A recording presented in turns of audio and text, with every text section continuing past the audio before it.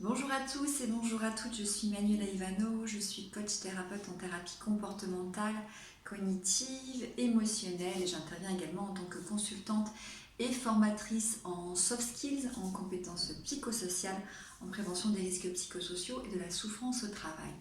Aujourd'hui, nous allons parler d'une émotion qui peut être fort désagréable, nous allons parler de colère. Alors, comment gérer la colère, mais aussi comment exprimer sa colère. Alors, toutes les émotions nous enseigne quelque chose.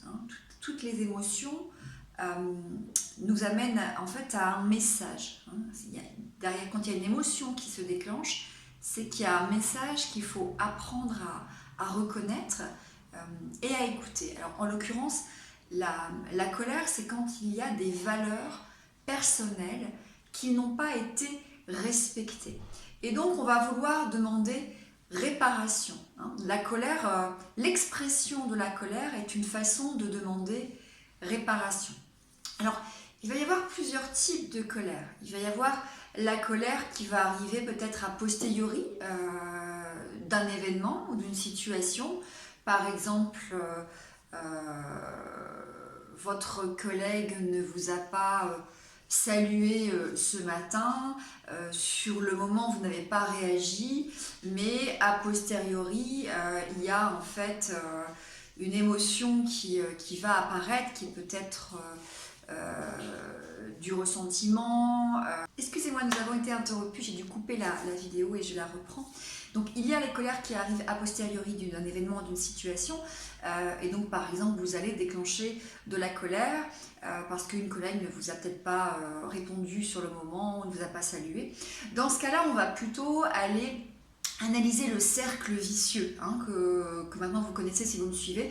Si vous ne me suivez pas, vous pouvez retourner voir le cercle vicieux. Il y a plusieurs vidéos là-dessus sur YouTube ou sur Facebook pour comprendre la situation, pensée, émotion, comportement, pour comprendre quelque part quelles sont les pensées qui sont venues alimenter cette émotion de colère. Peut-être qu'il y a eu une interprétation, en tout cas, de la situation, interprétation à travers vos biais cognitifs, votre petit sac à dos qui peut-être vous dit bah tiens, elle ne me salue pas, je ne suis pas importante ou aucune reconnaissance, alors que peut-être la vérité c'est tout simplement que cette personne a eu un problème ce matin, qu'elle est perdue dans ses pensées.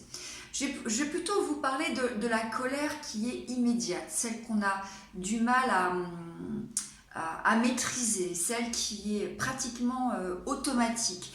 On a parfois comme ça des colères qui sont automatiques parce qu'elles sont liées à nos schémas, ce qu'on a vécu dans notre enfance. Il y a parfois des situations qui vont nous rappeler, alors on sait que le cerveau est très fainéant, en général il fait des associations, s'il a vécu quelque chose par le passé, s'il retrouve une situation avec des similitudes qui se rapprochent plus ou moins de la situation passée, et ben il va faire des connexions et puis il va forcément derrière déclencher les réactions émotionnelles qui sont associées à cette situation passée.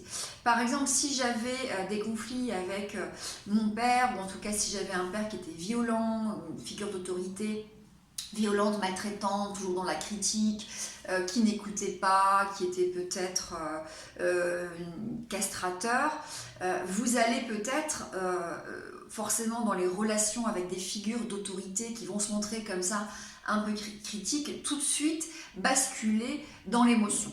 Et ce qui est important de savoir aussi, c'est que quand on est dans l'émotion, on n'est pas dans la raison. Mais il y a donc ces situations qui vont déclencher de manière quasi automatique la colère parce qu'elle nous rappelle un événement passé par conditionnement en fait, et donc la réaction de colère va être très difficile à maîtriser dans ce cas-là. Alors comment on fait effectivement quand on peut pas, quand on a cette colère qui arrive quasi automatiquement. J'ai des personnes que j'accompagne qui me disent mais en fait voilà, le cercle vicieux, on n'a pas le temps de le faire. Effectivement, on n'a pas le temps de le faire parce qu'on est dans l'émotion. Donc là, c'est cerveau limbique. Donc on n'est pas dans la raison. C'est-à-dire qu'on n'est pas au niveau du néocortex. Alors, première chose à savoir quand on est dans l'émotion, on n'est pas dans la raison. Donc on va forcément, sous l'effet de la colère, tomber dans une escalade qui peut aller jusqu'à l'escalade du conflit avec des mots, des gestes que l'on peut fortement regretter. D'accord ? Que ce soit de la violence verbale, des insultes, des injures, mais aussi ça peut aller jusqu'à la violence physique. D'où l'importance vraiment d'apprendre à reconnaître les premiers signes physiologiques, physiques de la colère pour pouvoir derrière avoir des comportements qui soient plus adaptés. Alors, première règle, si effectivement on voit qu'on n'arrive pas à maîtriser cette colère, il est très important de ne jamais faire d'attaque personnelle sur l'être de la personne qui est en face de vous. J'entends par là de ne pas critiquer sa valeur personnelle, du genre tu es conne, tu es nulle, tu es incompétente. Là, on va vraiment toucher à son être, à sa valeur personnelle. Mais on va peut-être plutôt s'exprimer, si on arrive à maîtriser bien sûr, sur ce que le faire de la personne, d'accord? Donc sur ce qui a occasionné cette colère, c'est-à-dire en l'occurrence le problème. Hein. Donc on ne s'attaque pas à la personne, mais on va s'attaquer plutôt à la situation ou au problème.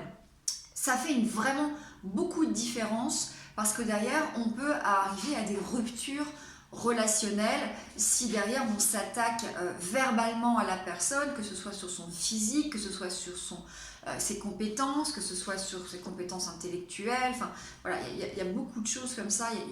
On peut tomber vraiment dans la dérive. Donc ça, c'est une première chose. La deuxième chose, c'est d'apprendre à jauger sa colère, de dire, tiens, à partir de combien, sur une échelle de 0 à 10, à partir de combien je sais que je ne vais pas réussir à me contrôler, d'accord? Que je vais tomber dans une certaine forme d'agressivité, de violence verbale ou physique. Bien, on peut se dire, voilà, je sais qu'à 9 sur 10, moi c'est incontrôlable, je vais attaquer directement. Et dans ce cas-là, ça veut dire, mais à quel jalon je peux me poser, quel est le jalon où je sais que j'arrive encore à contrôler? Est-ce que c'est quand je suis à 5 sur 10? Est-ce que c'est quand je suis à 6 sur 10?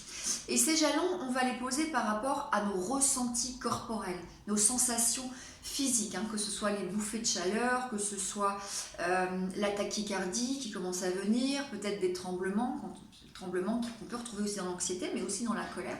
Donc on va fixer des jalons par rapport aux sensations corporelles, aux sensations physiques, et ça va être à un moment donné d'avoir cette intelligence émotionnelle, de savoir si on est plutôt à 9 ou si il faut qu'on redescende à 5. Comment on fait pour redescendre à 5?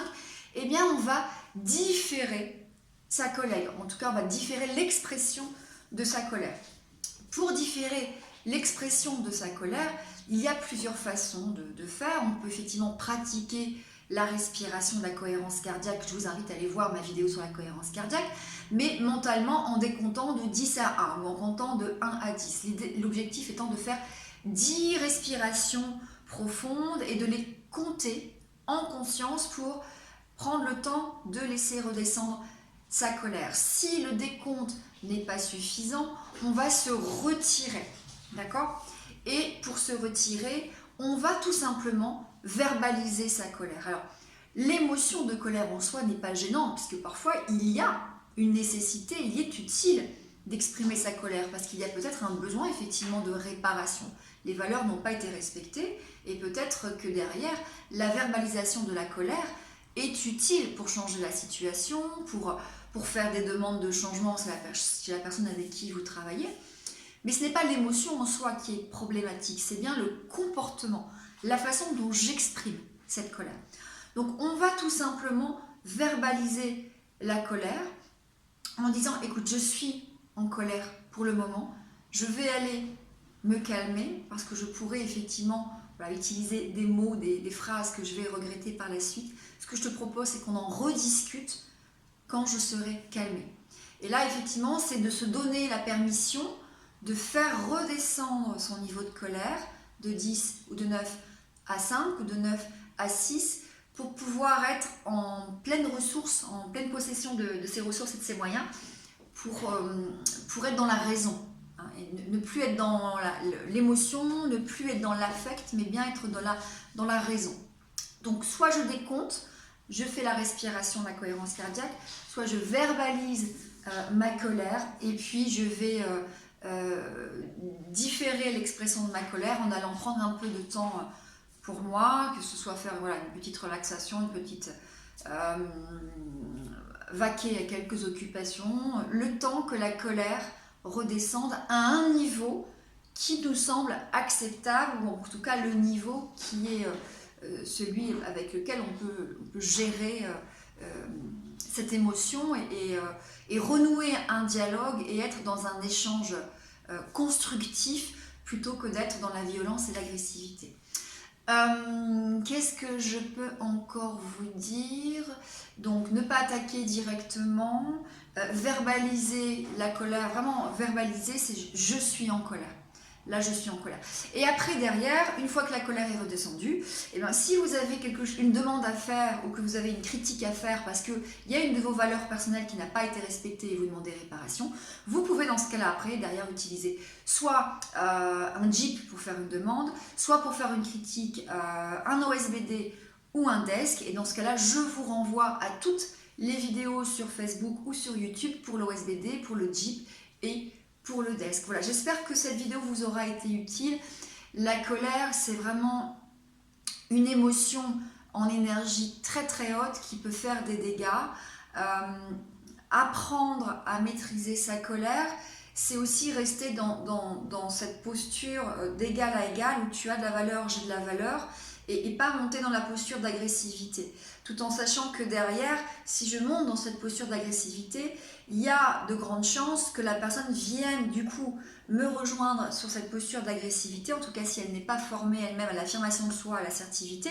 Et là, on va rentrer dans l'escalade du conflit avec toutes les conséquences que ça peut avoir de détérioration de la relation, mais aussi quelque part d'autres émotions qui peuvent apparaître comme la honte, comme la culpabilité, et puis une dégradation de l'estime de soi ou de la confiance en soi, peut-être même derrière, par rapport aux compétences relationnelles, compétences sociales.